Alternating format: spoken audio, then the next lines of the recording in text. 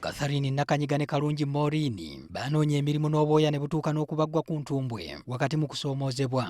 Ogenda mu offices agamu olina kulaba nga azza okusabiriza basooka kutunuulira bulemu bwe tuyina nga tebanatunuulira ability gye tuyina. CV yange nali nteekako nti ndiko obulemu naye abantu bala nti oliko obulemu tebakukkiriza nonta nti nga maze kulaba ky'okoze. Kalungi ajjukira bulungi mu kutawuka ng'anoonya omulimu ebibuuzo bye baamusoya nga byongera kumumalamu maanyi. Yunivasite mu Kampala sijja gyogalinnya naye oliyambuza kimu onaasobola okulinnya amadaala.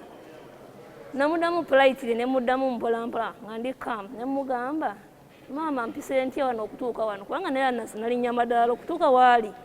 Ekyo tekyamumalira bw'asaba omulimu n'amwokya ekibuuzo ekirala nga nakyo kyongera kumunnyika era omulimu teyagufuna. Nambuuza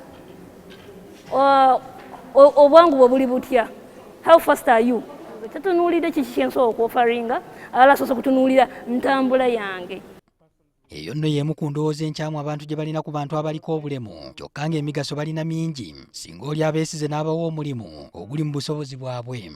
Omuntu oyo kasita ayingira mu ofiisi ye talinga abana abalala abateeka ekooti ku ntebe zaabwe ne badduka ne bafuluma. Ekyokubiri be bantu aba dedicated nnyo kubanga abamanyi bw'aluuzinga omulimu okufuna omulala bujja kuba obuzibu bw'amaanyi. Bw'oweereza abantu abasukka ku bataano nga baliko obulemu omulimu gavumenti ekusalira ku misolo gy'osasula ekyo companies tezikimanyi. Alipoota y'okubala abantu eya 2014 eraga nti ku muwendo gw'abantu abali mu Uganda ebitundu 12 n'obutundu 4 ku buli 100 baliko obulemu. Mu bano mulimu abasomedde eddala ebitabo byabwe ne bafuna ne ziddiguli kyokka nga tebalaba abawa mirimu olw'endowooza enkyamu abagaba emirimu gye balina gye bali. Gye nsomesa Makerere University nti ojja kusanga nga buli mwaka bayingiza abaana bali wakati w'7 n'ekikumi ate ne bafulumya abantu nabo abalinga 2 oba 3. Obasanga muli mulimu kola ngatto simanya kutunda ngatto biki naye ng'omuntu ayina diguli. Waliwo n'ensonga endala abakuguze batubuulidde eziremesa abaliko obulemu okufuna emirimu ate nga bagisobola.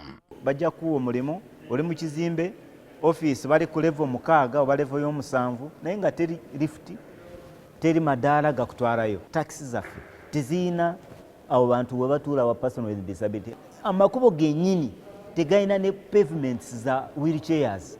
Ku nsonga ezo ab'ekitongole kya Cheshire Services Uganda kwe basinzidde okuteekawo omukutu ku mutimbagano oguyunga abalina emirimu kwabo abaliko obulemu nga bagisobolera ddala okugikola. Omukutu guno olwaleero gutongozeddwa minisita omubeezi ow'ekikula ky'abantu n'abakozi Kano Okere Ngola. Thank you very much, Honorable Minister.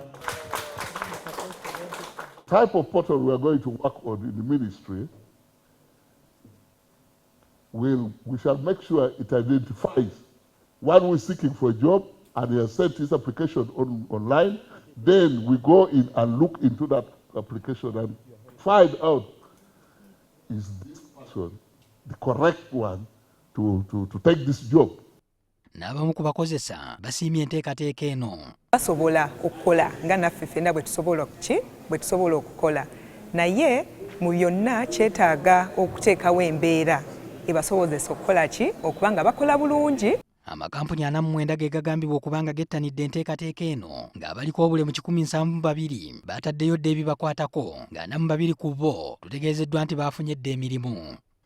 Patrick Ssenyondo, NTV Akawungeezi.